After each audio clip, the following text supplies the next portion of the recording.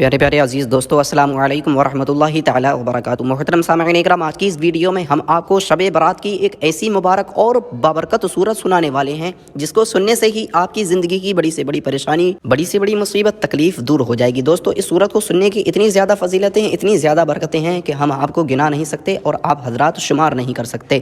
پیارے دوستو، اگر آپ حضرات کے کاروبار میں جادو کیا ہوا ہے، بندشیں لگی ہوئی ہیں، یا پھر آپ حضرات تنگ دستی سے، غربت سے، بے برکتی سے پریشان ہیں، یا پھر آپ حضرات قرض میں ڈوبے ہوئے ہیں، یا آپ کے دشمنوں نے آپ کی ناک میں دم کر رکھا ہے، آپ کے دشمنوں نے آپ کا جینا حرام کر رکھا ہے، یا پھر آپ کے اوپر یا آپ کے بچوں کے اوپر کسی نے جادو کرا دیا ہے، یا پھر آپ کو یا آپ کے بچوں کو بیمار کرنے کے لیے کسی نے تعویذ گنڈے کرا دیے ہیں، یا پھر آپ کے رشتوں میں بندشیں لگا دی ہیں، یا پھر آپ کے گھر میں کوئی ایسا بیمار ہے جن کی دوا چل رہی ہے لیکن انہیں کوئی فائدہ نہیں ہو رہا ہے، وہ بیماری میں ہی گھرتے چلے جا رہے ہیں، کبھی ایک ٹھیک ہوتا ہے تو دوسرا بیمار ہو جاتا ہے، یا پھر آپ کے بچوں کو نظر لگ جاتی ہے،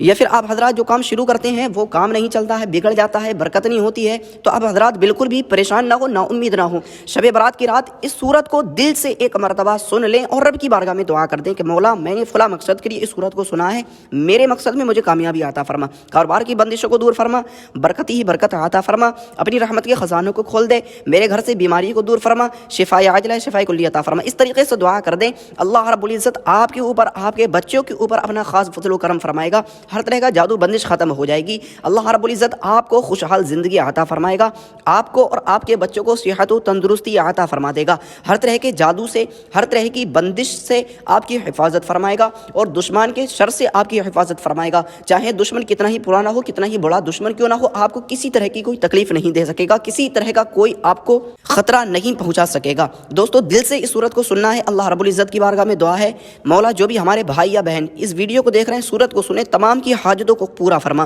آج کی رات تمام کی دعاؤں کو قبول فرما، آمین ثم آمین۔ دوستو، آپ حضرات بھی زبان سے ضرور آمین کہیں اور کمنٹ میں بھی ضرور آمین لکھیں، اگر کسی ایک کی بھی زبان سے نکلا ہوا آمین اللہ رب العزت نے قبول کر لیا تو ہمارا اور آپ کا سب کا بیڑا پار ہو جائے گا۔ دوستو، چلتے ہیں صورت کو سن لیتے ہیں۔ اعوذ باللہ من الشیطان الرجیم، بسم اللہ الرحمن الرحیم۔ الذين كفروا وصدوا عن سبيل الله أضل أعمالهم، والذين آمنوا وعملوا الصالحات وآمنوا بما نزل على محمد وهو الحق من ربهم كفر عنهم سيئاتهم وأصلح بالهم، ذلك بأن الذين كفروا اتبعوا الباطل وأن الذين آمنوا اتبعوا الحق من ربهم، كذلك يضرب الله للناس أمثالهم، فإذا لقيتم الذين كفروا فضرب الرقاب حتى إذا أثخنتموهم فشدوا الوثاق، فإما منا بعد وإما فداء حتى تضع الحرب أوزارها، ذلك ولو يشاء الله لانتصر منهم ولكن ليبلو بعضكم ببعض، والذين قتلوا في سبيل الله فلن يضل أعمالهم، سيهديهم ويصلح بالهم ويدخلهم الجنة عرفها لهم، يا أيها الذين آمنوا إن تنصروا الله ينصركم ويثبت أقدامكم، والذين كفروا فتعسا لهم وأضل أعمالهم، ذلك بأنهم كرهوا ما أنزل الله فأحبط أعمالهم، أفلم يسيروا في الأرض فينظروا كيف كان عاقبة الذين من قبلهم، دمر الله عليهم وللكافرين أمثالها، ذلك بأن الله مولى الذين آمنوا وأن الكافرين لا مولى لهم، إن الله يدخل الذين آمنوا وعملوا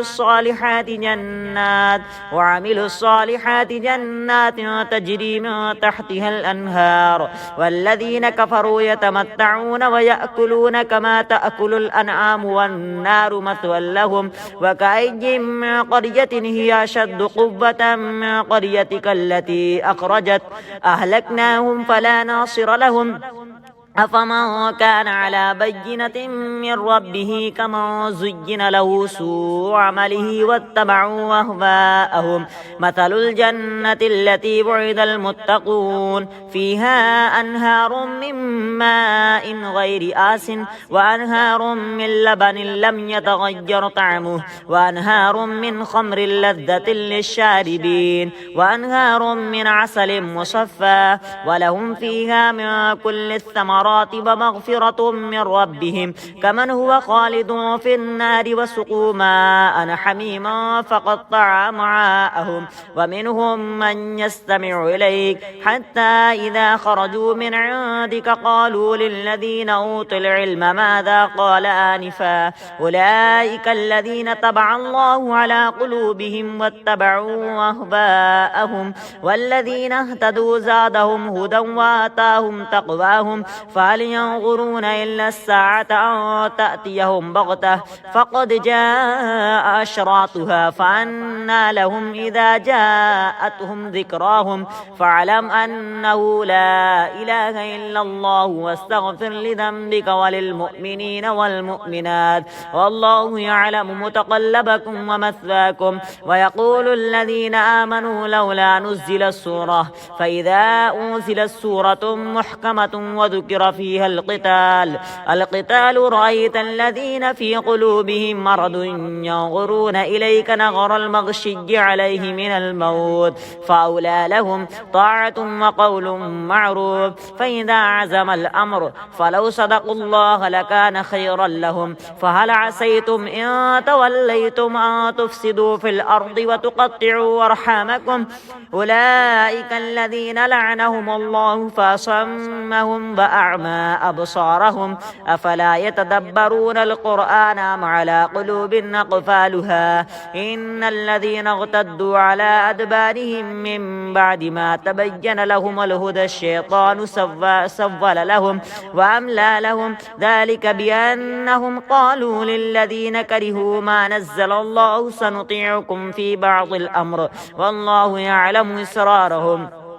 فكيف إذا توفتهم الملائكة يضربون وجوههم وأدبارهم ذلك بأنهم اتبعوا ما أسخط الله وكرهوا رضوانه فأحبط أعمالهم أم حسب الذين في قلوبهم مرض أن لن يخرج الله أضغانهم ولو نشاء لأريناكهم فلعرفتهم بسيماهم ولتعرفنهم في لحن القول والله يعلم أعمالكم ولنبلونكم حتى نعلم المجاهدين منكم والصابرين ونبلو أخباركم إن الذين كفروا وصدوا عن سبيل الله وشاقوا الرسول من بعد ما تبين لهم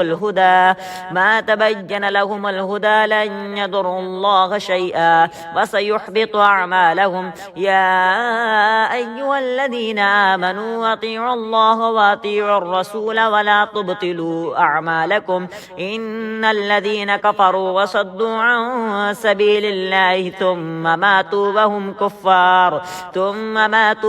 كفار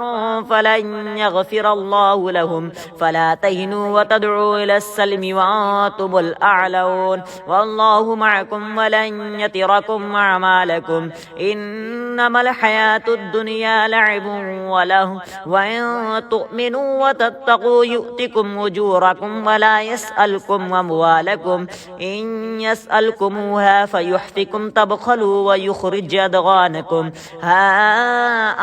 أنتم هؤلاء تدعون لتنفقوا في سبيل الله فمنكم من يبخل ومن يبخل فإنما يبخل عن نفسه والله الغني وأنتم الفقراء وإن تتولوا يستبدل قوما غيركم ثم لا يكونوا أمثالكم